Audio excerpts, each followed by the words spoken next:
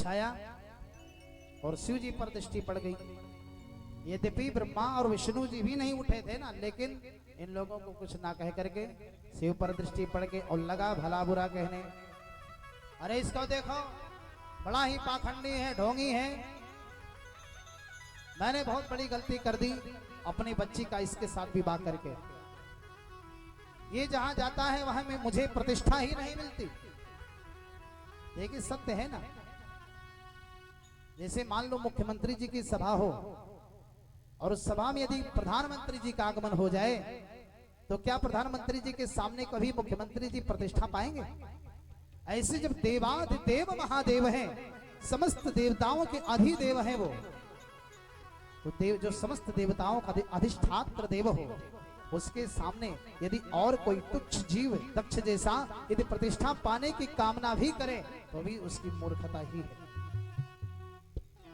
भला बुरा कह रहे थे, नंदी बाबा से बर्दाश्त ना हुआ, क्योंकि स्वामी का निंदा सुन करके सेवक कभी चुप नहीं बैठेगा। खड़े हो गए नंदी बाबा, बोले हे महाराज दक्ष, भगवान शिव जी की कृपा से आपको इतना उच्च पद और प्रतिष्ठा मिली है और उन्हीं को आप भला बुरा कह रहे हो। मैं तुम्हें श्राप देता हूं कि जिस मुख से तुम शिव जी की निंदा कर रहा है ये तेरा मुख बकरे का हो जाए।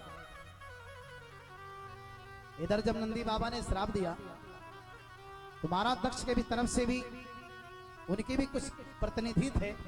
भृगु ऋषि जी खड़े हो गए, उनके आचार्य थे वो। भृगु ऋषि ने कहा कि हे महाराज नंदी, ससुर जामाता के बीच में वार्तालाप हो रही थी, आपको नहीं बोलना चाहिए था बीच में, और आपने मेरे राजा को श्राप दिया है, महाराज दक्ष को श्राप दिया है। हम तुम्हें श्राप देते हैं कि शिव जी के गढ़ सभी पाखंडी हो जाए।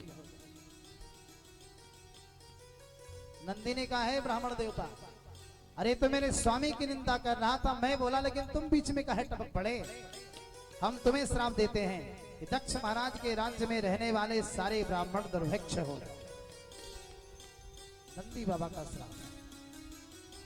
भगवान शिव जी ने मुस्कुराया, धीरे से इशारे में नंदी को बिठाया, बोले बेटा शांत होकर बैठो। बोले बाबा लगे विचार करने मन में कि मेरा ससुर बड़ा ही अभिमानी है, अहंकारी है, और ये तो जो भी मुझे बोला अज्ञानतावश बोला, और इस पर नंदी को विचार नहीं करना चाहिए था, लेकिन मेरे स्नेह में आकर के नंदी ने भी इसको भला बुरा कह दिया। स्वागत समारोह की तैयारी हो रही थी और यहाँ तो बिल्कुल उसके विपरीत हो गया, श्राप समारोह होने लगा, एक दूसरे को श्राप दे रहे हैं। दक्ष ने कह दिया कि आज से इसको किसी भी यज्ञ में भाग नहीं मिलेगा। सबसे बड़ी गलती आज दक्ष महाराज कर रहे हैं।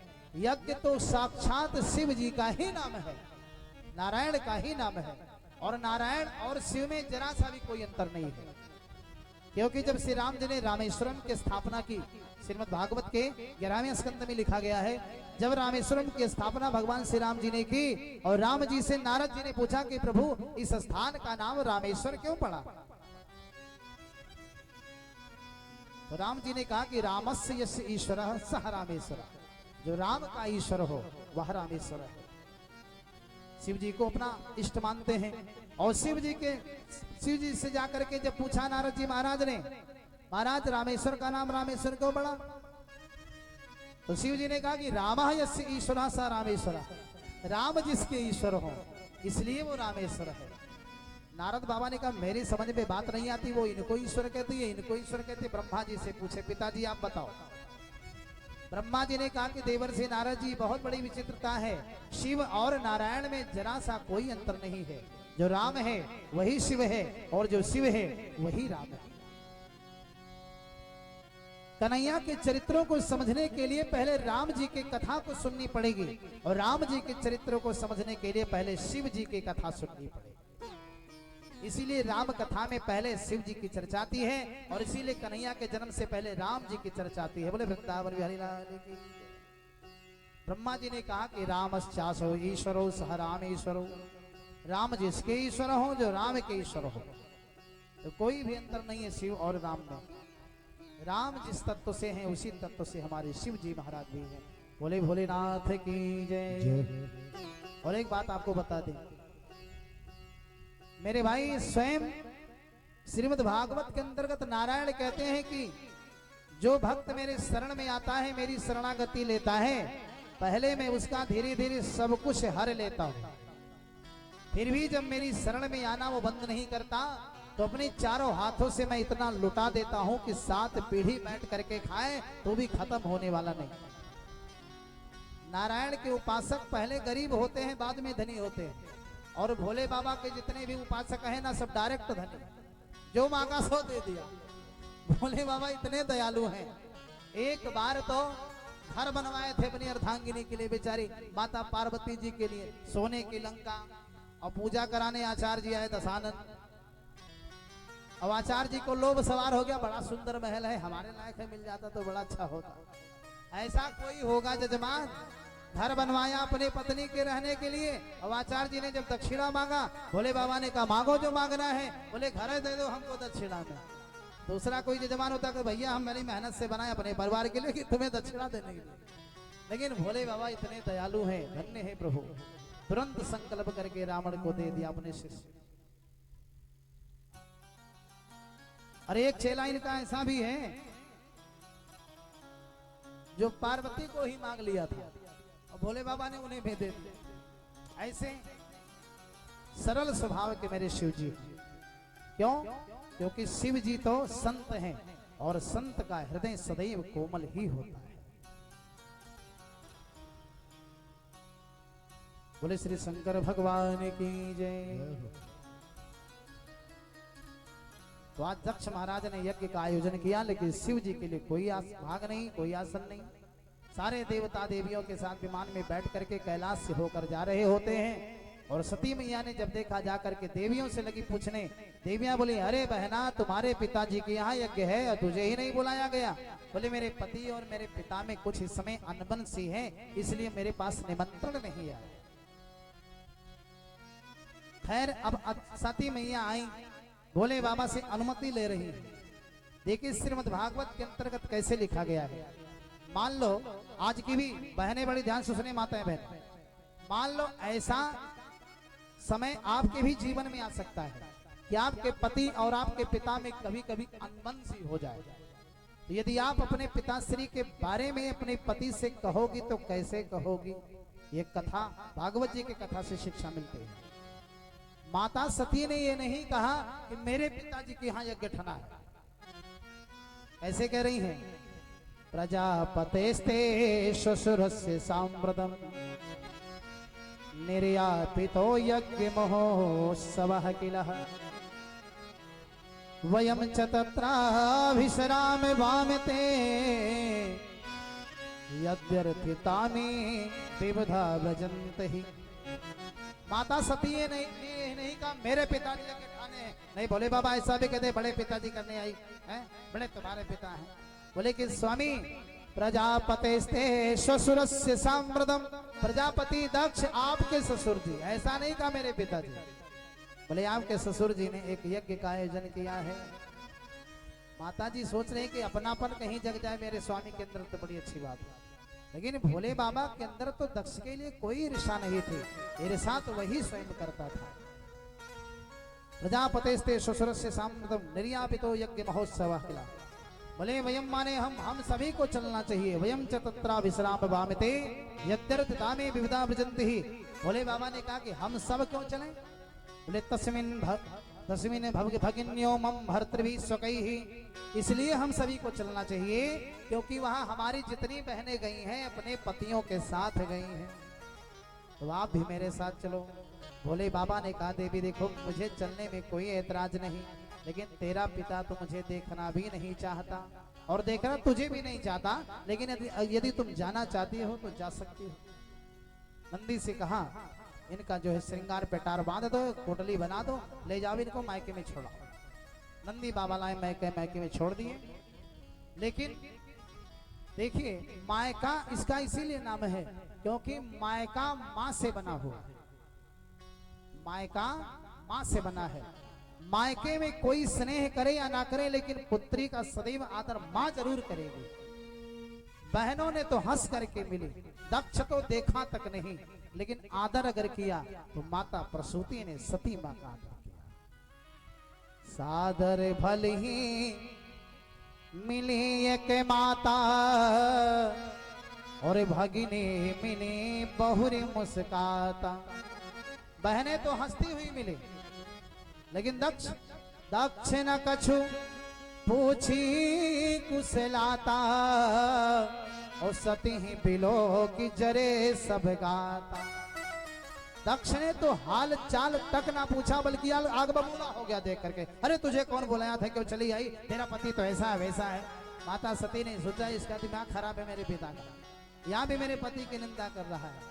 माता सती को अपने मायके के एक एक वस्तु से इतनी घृणा हो गई, यहाँ तक कि अपने शरीर से भी घृणा हो गई। और तुरंत माता ने सोचा कि जिस समाज में मेरे स्वामी का इतना बड़ा अपमान हुआ हो और मैंने अपनी आंखों से देखा हो, मैंने अपने कानों से सुना हो, तो ये मेरा शरीर इतना शुद्ध हो गया कि अब मेरे पति के सेवा लायक भी नहीं है। और तुरंत माता ने योगाग्नि के द्वारा अपने शरीर को जला लिया। बोले वृंदावन बिहारी लाल की जय। लेकिन माता जी ने तो योगाग्नि के द्वारा शरीर जलाया, और मीडिया वाले तो खबर में हेडिंग जरा बढ़ चढ़ करके लिखते हैं। मीडिया वाले कौन? देवर से नारद जी महाराज पहुंचे भोले बाबा के पास। अरे महाराज गजब हो गया। भोले बाबा ने कहा क्या हो गया? अरे सुनो तो सही, आपकी श्रीमती जी गई और दक्ष महाराज ने तो उनको धक्का देकर कुंड में गिरा दिया, जबकि घटना कुछ और हुई थी और घटना का अंजाम मीडिया वाले कुछ और भी देते हैं, कुछ और तरीके से ही लिखते हैं। भोले बाबा नाराज हुए, जटा को उठाकर पृथ्वी पर पटका, एक दूसरा गढ़ उत्पन्न हुआ वीरभद्र। और वीरभद्र ने कहा कि प्रभु आज्ञा दीजिए, जाओ दक्ष का यज्ञ विध्वंस कर दो। बोले वृंदावन बिहारी लाल की जय। दक्ष महाराज के शीश को काटकर कुंड में डाल दिया, जलती हुई अग्नि कुंड में पानी डालकर बुझा दिया। आचार्य जी के रूप में जो लंबी लंबी दाढ़ी लिए भृगु जी महाराज बैठे थे, खूब हंस रहे थे। शिव जी की निंदा हो रही थी, पकड़ के दाढ़ी उनका उखाड़ लिया। और एक देवता थे भग देवता, जो बहुत प्रसन्न होते थे, हंस रहे थे, बत्तीसी दिखाकर ऐसा तमंचा लगाया कि बत्तीसी बाहर आ गई। सभी को यथोचित दंड दिया वीरभद्र। अब यज्ञ जब विध्वंस होता है तो यज्ञ से किसी एक व्यक्ति का नहीं, यज्ञ से तो संसार का कल्याण होता है। यज्ञ मीमांसा में लिखा गया है, यज्ञेन लोकाः विमला भवन्ति। यज्ञ से सारे संसार का भला होता है, पवित्र होते सारे संसार। यज्ञेन लोकाः विमला भवन्ति यज्ञे देवाः अमृतात्मांशु। यज्ञ से देवता लोग अमरता को प्राप्त होते हैं, क्योंकि उनको पुष्ट मिलता है, भाग मिलता है, वो पुष्ट होते हैं। और जब पुष्ट होते हैं तो हम सब आपको यज्ञ करने लोगों को, यज्ञ करने वालों को संतुष्ट करते हैं, धन वैभव सुख शांति देकर। यज्ञेन पापेन वर्त भी विमुक्ता। यज्ञ करने से समस्त पाप नष्ट हो जाते हैं और प्राप्नोति लोकान परमस्य विष्णवे। इस लोक में यज्ञ करता जब तक रहता है सुख शांति से रहता है, और अंत में परम पद भगवान श्री विष्णु जी का धाम प्राप्त होता है। बोले लक्ष्मी नारायण भगवान जय। और यज्ञ जब होता है तो संसार का कल्याण होता है, और यज्ञ जब खंडित होता है तो संसार का नुकसान होता है। क्योंकि ना यज्ञेन समः मित्रः और ना यज्ञेन समः रिपुः। यज्ञ से बढ़कर कोई मित्र नहीं, यज्ञ से बढ़कर कोई शत्रु भी नहीं। अगर अच्छे तरीके से हुआ तो कल्याण करेगा, और जरा सा कोई कमी रह गई उसमें तो नुकसान भी कर जाएगा। आज जब दक्ष महाराज का यज्ञ विध्वंस किया गया तो त्रैलोक कंपित हो गया, उससे सारे देवता दानव मानव सब पीड़ित हो गए, और सारे लोग दौड़ करके ब्रह्मा जी के पास आए। ब्रह्मा जी नारायण के पास आए। नारायण ने कहा भैया मेरे बस की बात नहीं है, दक्ष ने शिव से विरोध किया है, और शिव जी की आराधना यदि करें तो निश्चित भगवान भोलेनाथ प्रसन्न हो सकते हैं। सारे देवता संत आदि मिलकर के भगवान भोलेनाथ की आराधना कर रहे हैं। कैलाश के निवासी नमो बार बार हो, नमो बार बार हो, आयो शरण तिहारी,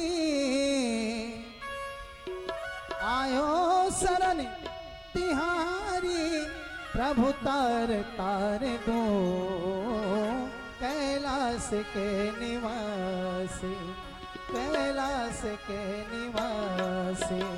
नमो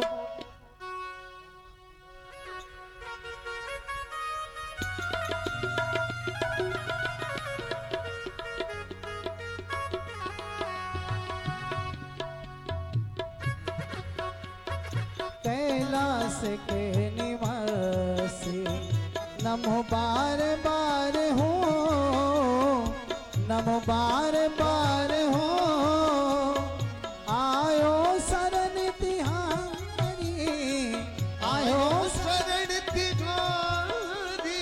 प्रभु तार तार दो कैलाश के निवासी। सब लोग मिल करके भगवान की आराधना करें। जय हो।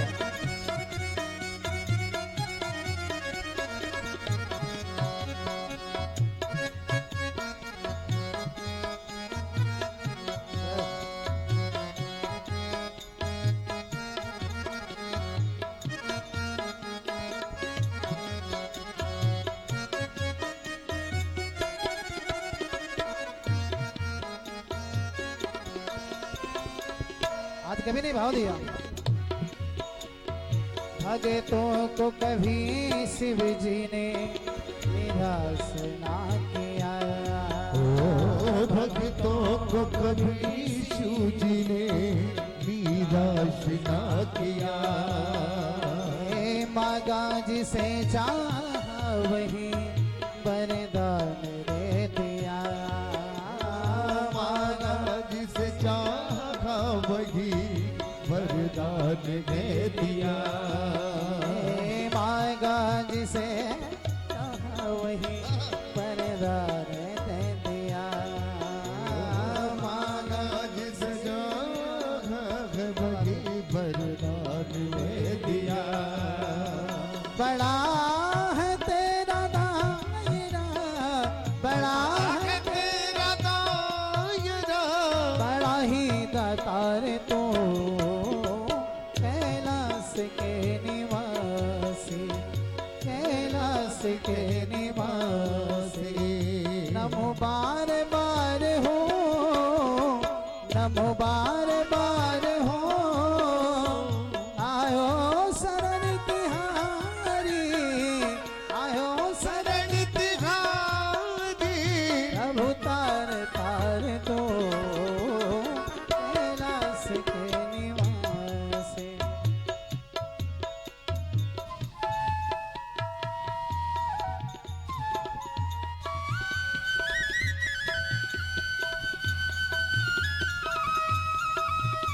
राधे।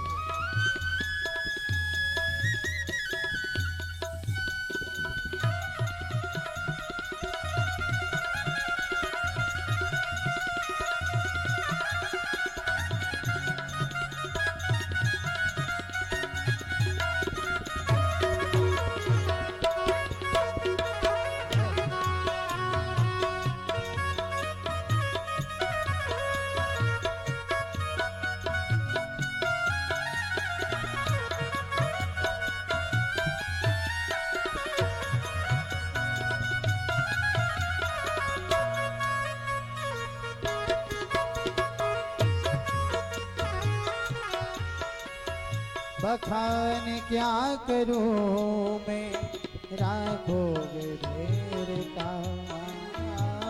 बखान क्या करूं मैं राघव में देवता। चपटी विभूति में है खजाना कुबेर का। चपटी विभूति में खजाना में देवता। हे गंगाधार मुक्ति धार, हे गंगाधार मुक्ति धार, है वो मैं कार तो कैलाश के निवासी, कैलाश के निवासी। नमो बार बार हो, नमो बार बार हो, आयो शरण तिहारी, आयो शरण तिहारी। प्रभु तार तार दो कैलाश के निवासी।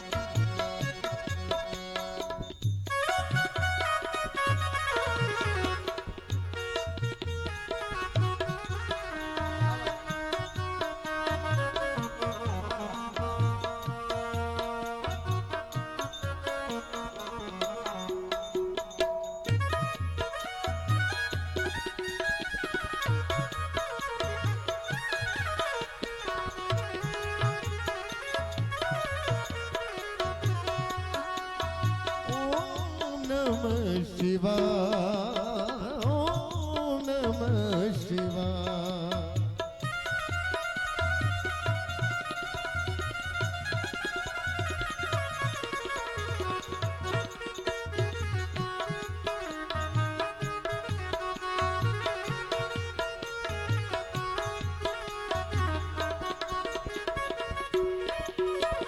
क्या क्या नहीं दिया है ये हम प्रमाण है, क्या क्या नहीं दिया है भगवान है। तेरी दया के आसरे सारा जहान है, तेरी दया के आसरे सारा जहान है। जह पिया जीवन दिया, जह पिया जीवन दिया, इतना उदार तो कैलाश के निवासी, कैलाश के निवासी। नमो बार बार हो, नमो बार बार हो, आए शरण तिहारी, आए शरण तिहारी। प्रभु तार तार दो कैलाश के निवासी। कैलाश के निवासी। बोले श्री सच्चिदानंद भगवान की जय हो। सारे देवताओं ने मिलकर के भोले बाबा की आराधना की। भोले बाबा प्रसन्न हुए और दक्ष महाराज के धड़ से बकरे का सर जोड़ करके पुनर्जीवित किया गया।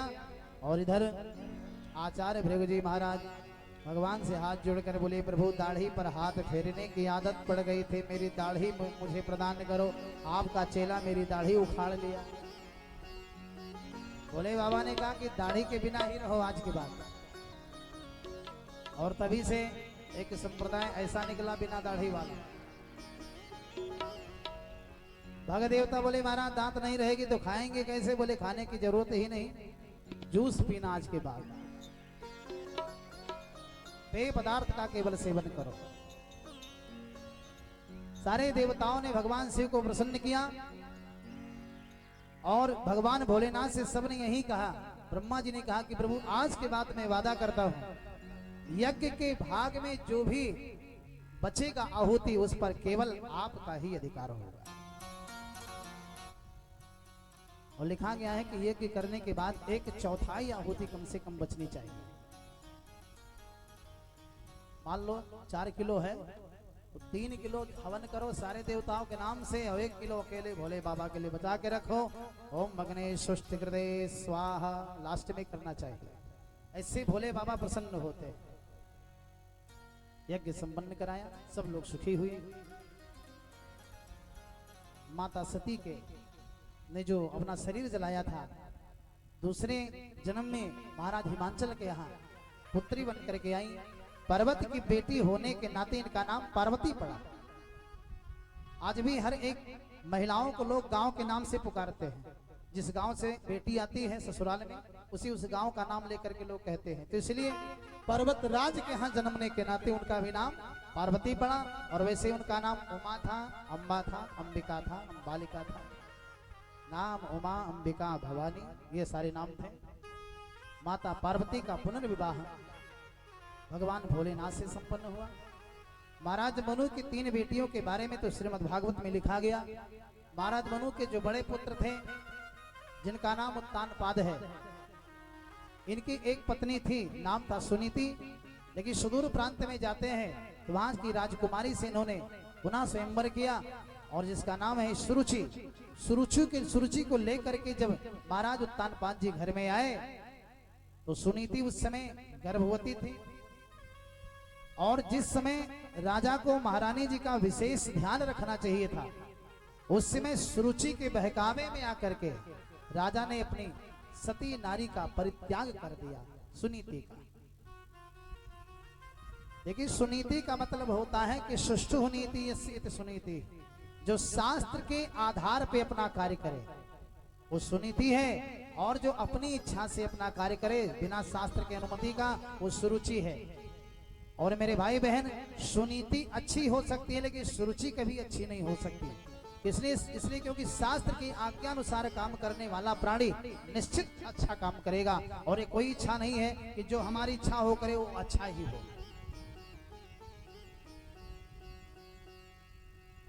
तो सुनीति को घर से बाहर कर दिया। बेचारी राजमहल के अंतर्गत ही उसी जो है प्रांगण के अंतर्गत एक छोटे से कक्ष में रहने लगी। इसकी दिनचर्या बन गई, संतों की सेवा करती, सत्संग थी। संत लोग एक बार प्रसन्न होकर के आशीर्वाद दिए, बोले बेटा मांग लो जो वरदान मांगना है। इसने क्या मांगा?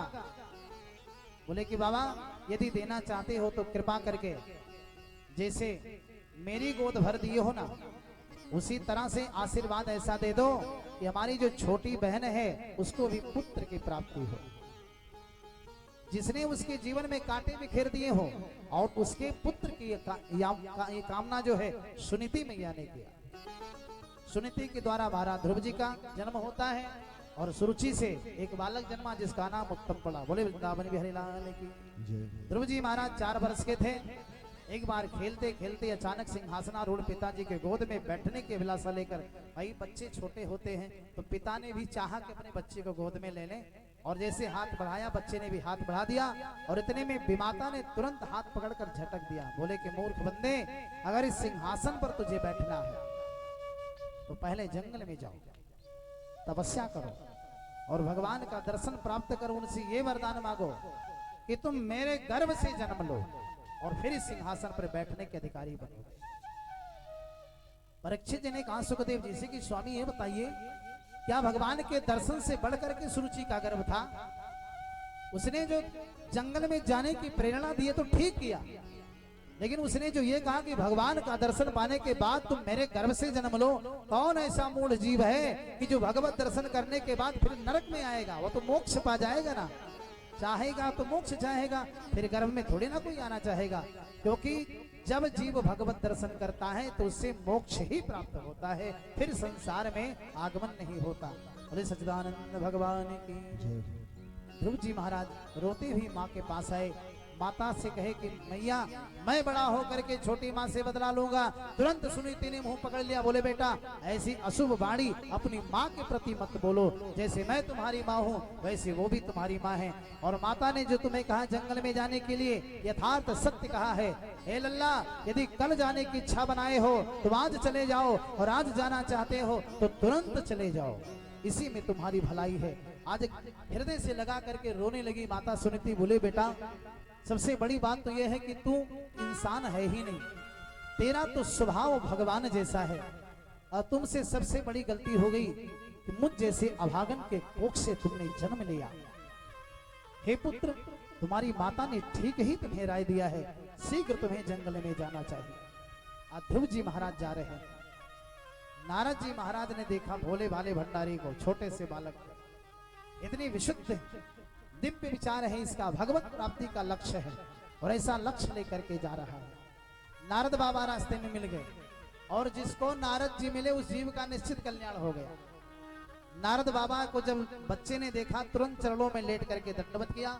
नारद जी ने कहा इसकी तो पहले सीढ़ी बहुत ही मजबूत है, संस्कारवान बच्चा है, माता ने बड़ा अच्छा संस्कार दिया है।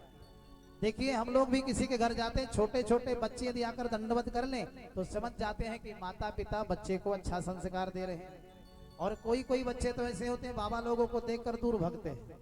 हाँ, ऐसा ना बाबा झोली में भर के लेके चले जाए। तो इससे ये जाहिर हो जाता है कि इस घर के बड़े लोगों में भी कोई विशेष संस्कार नहीं तो बड़े लोग जैसे करेंगे वैसे ही बच्चे करेंगे। और मैंने कल बच्चों को शिक्षा दी है, बच्चे कभी भी अपने माता पिता से गुड मॉर्निंग नहीं बोलेंगे, चरण छू करके प्रणाम करेंगे।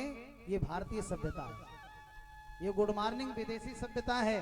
अरे अपने भारत की सभ्यता लेकर के विदेशी लोग मालामाल हो रहे हैं, और आप लोग फैशन में आकर के विदेशी सभ्यता अपना करके कंगाल होते जा रहे हो। अपना भारत, श्रीमद् भागवत में तो ऐसा लिखा गया है कि भारत देश में जन्मने वाले मनुष्यों को ही केवल वैकुंठ मिलेगा, बाकी अन्य देश में जन्मने वाले वैकुंठ के अधिकारी कभी नहीं हो सकते।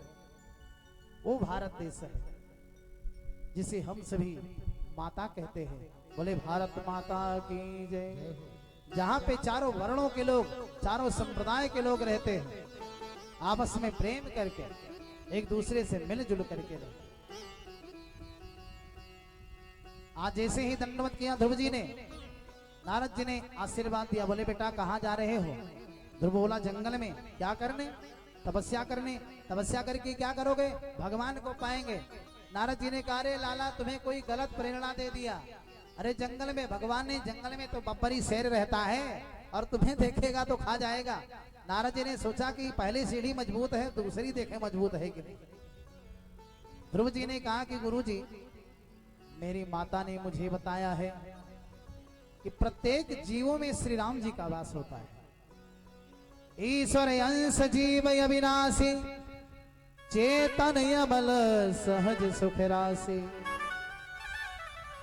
बोले कि प्रभु मेरी माँ ने मुझे बताया है। एक बार एक संत जी कहीं प्रवचन कर रहे थे, ये कोई भैया बड़े ध्यान से सत्संग को पीते चले गए। संत जी ने कहा प्रत्येक जीवों में राम है। अब ये भैया संत जी के बातों को गांठ बांध लिए, हर जीवों में राम है। अब एक दिन संजोग से हाथी कहीं आ रहा था, बिगड़ेल हाथी। महावत ऊपर बैठा था। महावत ने इशारा किया, अरे भैया हट जाओ सभी लोग, हल्ला कर रहा है ऊपर से ही। ये भैया बोले काहे को हटे, हाथी में भी तो राम है, तो फिर हमें हटने की क्या आवश्यकता। और जैसे ही हाथी किनारे आया, बोले कि हम नहीं हटेंगे, उसमें भी राम मुझ में भी राम। लेकिन हाथी ने सूंड में फंसा करके फेंक दिया तो कम से कम 10 बीघा बेचारे गिरे, ढोरमनैया खाए। अब ये सोचे कि ये देखो महात्मा जी की वाणी तो गलत है। वो बोले थे हर जीवों में राम है और मैंने हाथी में भी राम को देखा, लेकिन एक राम ने एक राम को उठा के फेंक दिया, ये कैसे संभव हुआ। महात्मा जी के पास से व्यक्ति आया, बोले महाराज आप लोग गलत प्रवचन करते हो, गलत भाषण देते हो। महात्मा जी ने कहा बेटा मैं कभी नहीं गलत बोलता। बोले आप कहते हो हर जीवों में राम है, तो आज मैं हाथी के सामने जब गया तो ये पागल हाथी मुझे उठा के फेंक दिया। बताओ उसमें भी राम मुझ में भी राम, तो एक राम ने एक राम को क्यों फेंक दिया। महात्मा जी समझ गए कहीं धोखा हुआ इससे। बोले बेटा ये बताओ जब हाथी तुम्हारे सामने आ रहा था तो किसी ने रोका नहीं था तुमको? बोले महावत ने रोका था। महात्मा जी ने कहा तो महावत में भी तो राम है। तो एक राम ने एक राम का कहना नहीं माना, तो एक राम ने एक राम को उठा के पटक दिया, बात खत्म। बोले वृंदावन बिहारी राम की जय। प्रत्येक जगह राम है। ध्रुव जी ने कहा, नारद जी ने कहा इसका तो दूसरा सीढ़ी भी मजबूत है। बोले बेटा भोजन कितनी बार करते हो? गुरुजी 5 बार, क्योंकि 4 बरस का बच्चा है। लेकिन हाँ भोजन हम तभी लेते हैं जब मेरी माँ मुझे भोजन कराती है। नारद जी ने कहा इसीलिए मैं कहता हूँ बेटा घर लौट जाओ, क्योंकि यहाँ जंगल में तुम्हारी माता भोजन कराने नहीं आएगी तुमको। ध्रुव जी ने कह दिया कि गुरुजी मेरी माँ ने मुझे बताया है, जब दांत न थे तब दूध दियो, और अब दांत दिए तो अन्न भी दई है। जल में थल में पशु पक्षी में, सबके सुधि लेती वो मेरी भी नहीं है। जान को देत जहान को देत, अजान को देत वो सबको भी दई है। रे मन मूर्ख सोच करे क्यों, सोच करे कछु हाथ नहीं। ध्रुव जी ने कह दिया कि गुरु जी मेरी माँ ने कहा है कि जब बच्चा गर्भ से जन्मता है तो भोजन के लिए उसके अंदर दांत भी नहीं रहता, और जब उसके मुख में दांत नहीं रहता तो उसके उदर पूर्ति के लिए ठाकुर जी इतनी मेहरबानी करते हैं कि मात्र स्तनों में दूध आ जाता है। जो जलचर थलचर नवचर सारे जीवों की व्यवस्था बनाते हैं ना, वो हमारी भी कोई ना कोई व्यवस्था बनाएंगे। लेकिन महाराज मुझे तो संदेह होता है कि आप नारद नहीं हो सकते। नारद बाबा ने कहा नहीं बेटा मैं तो नारद ही हूँ। बोले नारद जी तो भक्त को भगवान से मिलाते हैं, और आप ऐसे हो कि बार बार मुझे जो है ऐसी गलत प्रेरणा देते हो कि भगवान से विमुख करना चाहते हो। नारद जी ने हृदय से लगा लिया और भगवान का याद करके नारद जी के आंसू में आंसू छलक पड़ा। नारद जी ने कह दिया, हे ठाकुर, इस नन्हे मुन्ने बालक को आप शीघ्र मिल जाइएगा, मेरा निवेदन आपसे है। आज ठाकुर जी के आराधना के लिए ये बच्चा जंगल में आया और विशुद्ध कीर्तन करने लगा, ओम नमो भगवते वासुदेवाय। इस द्वादश अक्षर मंत्र का जप करता है। एक दिन भर जप किया, शाम को भूख लगी खा लिया, फिर आसन लगाया तो 3 दिन लगातार किया, फिर कुछ खा लिया, 6 दिन, अब धीरे धीरे क्षमता बढ़ाता जा रहा है, 6 दिन बाद खाया, 12 दिन बाद खाया, 3 महीने तक जो है समाधि लग गई। और 5वें महीने तक जब समाधि लगी तो जैसे ही 5वां महीना बीता, 6वां महीने में प्रवेश किया और ऐसा श्वास रोक करके एक पैर पर खड़े होकर के ध्रुव ने तपस्या करना शुरू की। जैसे ही श्वास रोके तैसे समस्त जलचर, थलचर, नवचर जितने भी जीव जंतु आदि, देव दानव गंधर्व आदि राक्षस हैं, सभी के श्वास रुक गए। यहाँ तक कि काल की गति भी रुक गई, जो जहां वही पर स्थिर। हाहाकार मच गया, श्वास नहीं लोग ले पा रहे थे।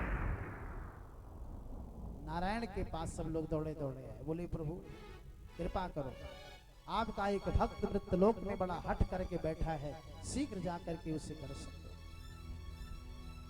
श्रीमद् भागवत कथा के अंदर कहीं भी ऐसा उल्लेख नहीं आया है कि ये लिखा हो कि भगवान दर्शन देने जा रहे, बल्कि ये लिखा है कि भगवान ध्रुव जी को देखने जा रहे।